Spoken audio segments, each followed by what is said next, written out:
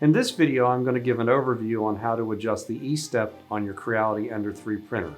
In my last video, we replaced the extruder with a Dual Gear Extruder, which has a considerably smaller gear on it than the factory Creality. You won't be able to print unless you adjust the E-step. The first step to adjust the E-step is you want to go into your control to prepare, and then you want to adjust the temperature on your end, and I just have it set here. I'm going to preheat my ABS, and I'm going to preheat only the end.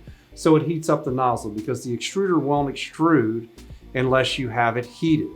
We're actually not going to extrude filament. A lot of people like to extrude filament, but I like to have it with no resistance. So what I do is actually take the Bowden tube out. I take a short section of Bowden tube and put it in the extruder. Then I feed my filament, and what I like to do is I like to use PLA, which is a hard filament, instead of the TPU, because it's much easier to measure than a flexible type of filament. We now have the filament coming out. I take my zero cutters and I cut it off. Now, what we want to do is find out, if I tell the printer to move 100 millimeters worth of filament, how much do I actually get? Now, if you've put the Dual Gear Extruder on that I recommended in the last video, I would recommend changing your E-step to 138 as a baseline to get started. So what you're going to do is you're going to go into your control, and you're going to go to control and then to motion. And then what you're going to do is go all the way to the bottom to step, millimeters. And then we're going to go to E-step. And on this printer, we have it set at 137.86, which I have actually calibrated this before.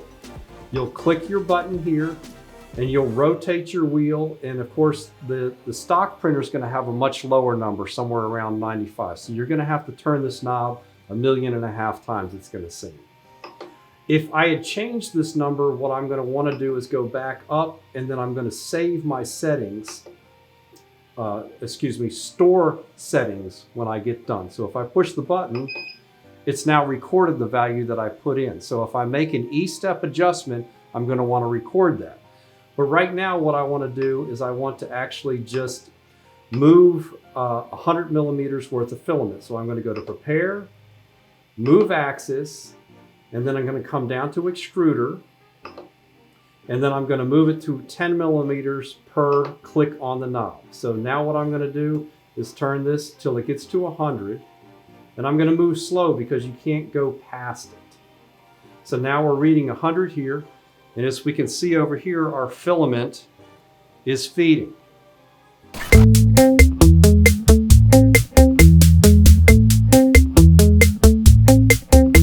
Okay, the filament has stopped feeding. I want to make sure I trim it off flush with the piece of Bowden tube sticking out.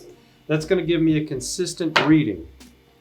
I like to straighten the piece of filament out as much as I can.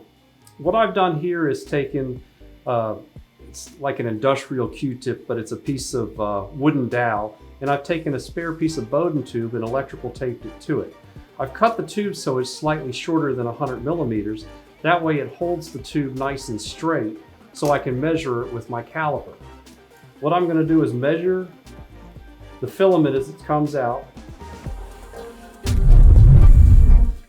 So to calculate the E-step, if you need to adjust it, which you more than likely will have to, it's a fairly simple mathematical formula. When you look at it on paper, it's a little complicated, but what it boils down to is you take the amount of filament that you requested, which was 100 millimeters, times the current E-step, so whatever number we had put in. So I recommended 138, so you're going to do 100 times 138 divided by the actual amount of filament that you have extruded out. Now that number is going to vary depending on your printer, and then the sum of that is going to equal what your next E-step should be programmed. So if it came up with 99.5 or 98 or what have you, whatever the number is, you'll put that into your control. Make sure you store the setting after you do that. That way it'll remember it when you turn the power off. If you forget to store it, when you power down the printer, you're going to lose that setting. Then go ahead go back into your setting as far as your prepare, and then move axis extruder. Extrude another 100 millimeters of filament, or you're really not extruding, but dispense another 100 millimeters of filament. Measure that again. This is something that you might want to do from time to time as basic maintenance on your printer. I find it rarely moves within a millimeter and 1 millimeter when you're extruding the filament with the different thicknesses. Really doesn't matter. Hopefully this has gotten you on your way to printing TPU on your Ender 3 Pro. Thanks again for watching. Don't forget to like and subscribe.